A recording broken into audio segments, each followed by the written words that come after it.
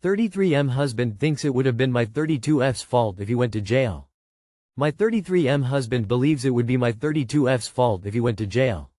Back in November there was an incident that occurred where I got a protective order for myself and my kids against my husband for no contact at all. During the time that was in place he was writing notes to me on our home security system that he set up. He said he knew I had been on the security system, I had been checking on heat tape for our roof because we have had leaking, and that he was writing notes so he could tell me how much he loves me. I reported what he was doing to the police.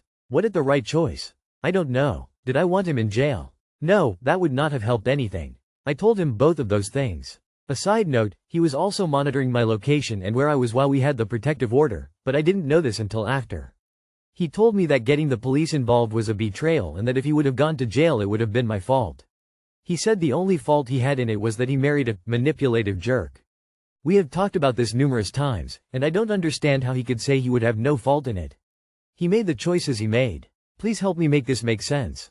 Thanks. If you have a protective order against your husband, I have no idea why he is still your husband. He should be an ex-husband at his point. Get the divorce going. Why are you still with someone who you had to get a no-contact order against?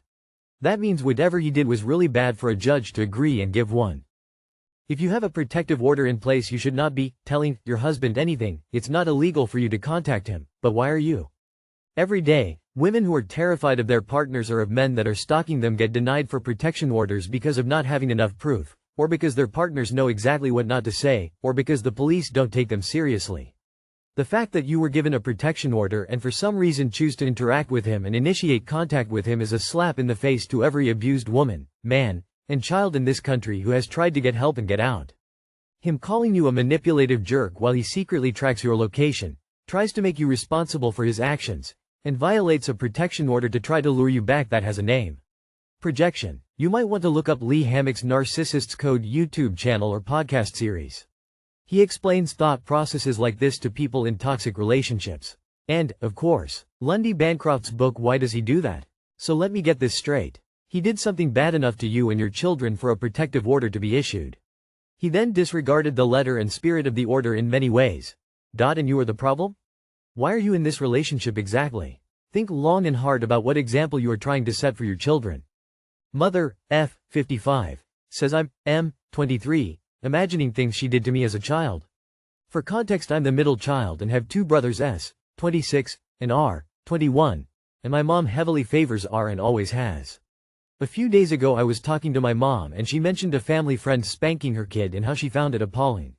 I laughed about it, because I clearly remember a few instances in my childhood where she beat me and found it hypocritical. It wasn't a daily basis thing but there were a few occasions. When I told her this she seemed confused and said that she never hit me. I was literally dumbfounded and said something along the lines of, Mom, it didn't happen all the time but it happened and I remember the details. I go into the specifics of the different occasions I remember and she says I must have imagined it because she would never do something like that. She then asked me why I was trying to paint her out to be a bad mother. I told her I wasn't, but it wasn't all sunshine and rainbows and she can't have forgotten all the fights me and her, and S and her used to get into. At this point I don't even care about the physical shit, I'm just trying to get her to admit any of the traumatic things that I remember her doing to me. When I was really young you locked me in my room all day. That other time you got super pissed off and told me to just kill myself when you found out I was cutting myself. I was like 15. Dad told you to get out and sat with me afterwards to make sure I was okay. Etc. etc. Just trying to see if she remembered any of the instances that hurt me. She flat out says none of them ever happened. I got really pissed off because she was raising her eyebrow and scoffing in such a condescending way. I call my older brother S and he confirms some of them, verbal ones, that he was there for, and she says fine, I guess some of them happened but I was angry and just because I said things that doesn't mean I was ever physically violent. I called my younger brother thinking he'd confirm one of the beating ones because he was there for one of them. He was about 10 but he was still there, and he said he didn't remember it and Mom never hit him.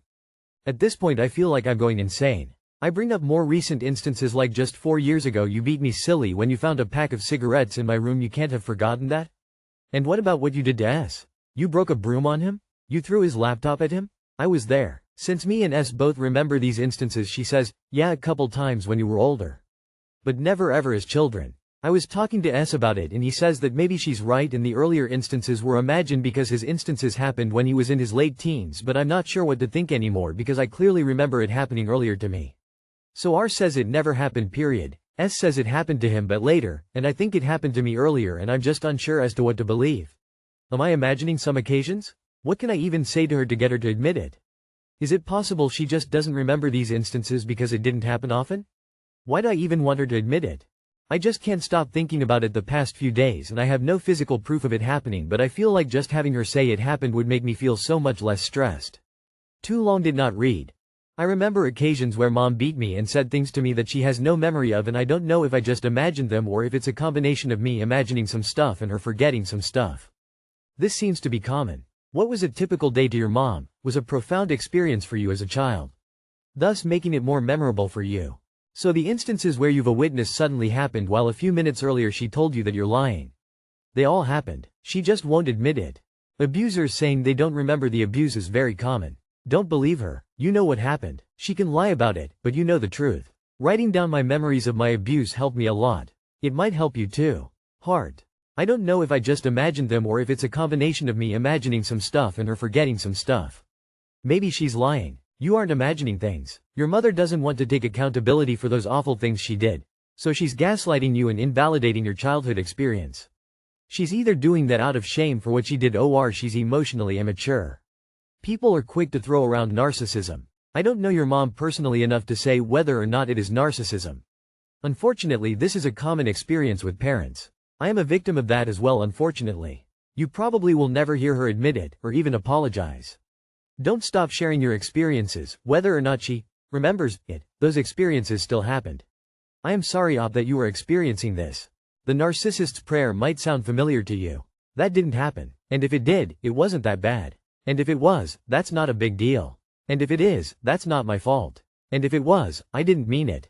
And if I did, you deserved it. I, 18F, am worried that my boyfriend, 18M, doesn't finish. Me and my amazing boyfriend have been seeing each other for quite a few months now, and everything is great. He's funny, kind and handsome and makes me feel loved. That being said, every time we have sex, he never ever manages to actually finish, and I'm kinda paranoid. I completely understand that sometimes it's hard, and he keeps apologizing, to which I assure him that it's okay. I'm happy to spend time with him no matter what we do. I really want to stress that to him because I know he's feeling a bit insecure. He keeps telling me he doesn't know why he can't when we're having sex.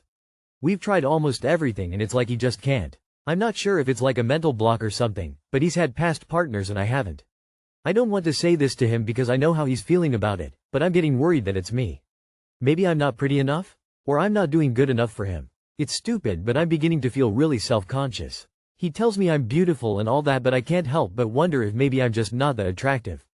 I don't really know what to do. I know life doesn't depend on sex, and I know he's already feeling shitty about it, so I don't want to tell him this and make it worse. Any tips? I had a rough time with this stuff when I first started dating my now wife. Mine was nerves and insecurities, but could definitely also be porn as well. You're pretty enough. I'm sure this is a mental block on his part. If you were having sex regularly and this just started happening, he should get seen by a doctor. That being said, the last thing you should do is leave this man to figure it out on his own. Continue sticking by him until you find a solution. Sorry I couldn't provide better advice, but I hope it helps. First 3 weeks I was seeing someone I couldn't finish. She had no problem getting off and was getting quite upset with me about it. Even though it didn't bother me at all. Just took me a while to let loose fully and find the right positions that worked for me to finish. Just stop bringing it up. The pressure did not help one bit. I would bet money it has nothing to do with how you look. It can be signs he may have an issue with overconsumption of porn though. It's possible he's on medication that prevents it. Most antidepressants cause this. Does he get off by himself before you guys have sex? Maybe that's why woman shrugging medium light skin tone. I know my boyfriend sometimes can't finish when we have sex if he got off by himself a few hours beforehand. My 23F fiancé, 26M, cheated on me. Hello all. I really don't know what to say. I don't usually post on Reddit, but I am so broken-hearted right now. The person that I thought I wanted to spend the rest of my life with cheated on me. We have been together for 3 years and everything was going great. Today, I got a message from a girl on Facebook and she said she was pregnant with his child. She told me that they have been having sex since October 2024. I confronted him about it and he is still denying it even though I have all the screenshots from the girl. I blocked him and I do not want to talk to him. We were living together and I still have to go get my stuff, which makes me scared of how he's going to react when he's going to see me. I'm looking for some advice. Does this get easier? How do you cope with this? I don't have a lot of friends and my support system is not that great at the moment either. If you feel unsafe, bring a few guys with you. Brother, cousin, dad, friend's boyfriend. If you're worried about how he will emotionally manipulate you, bring your angriest girlfriend. This involves telling people, you have no reason not to. There's nothing to be embarrassed for and this happens to lots of people. You just gotta end it and get your stuff. That's it. One day you will be grateful this all came to light before the wedding. Until then, practice loving yourself and friends and lovers and potential partners will flow. Don't chase. Attract. Bless you on this new chapter. You don't cope with it, heal and protect yourself mentally and move on with your life. Why do you believe a woman you don't know over your fiancé? I mean, it could be true. But then again, the woman could be a mental case. Take a friend or call the non-emergency line to have an officer escort you. Thank God you found out now and not later. You cope with it by taking it one step at a time. Once you have some distance and begun to heal, it will get easier. Work on making friends and building a support network. Even if you're in a good place in life, having people who love and support you is always valuable. You'll get to the other side.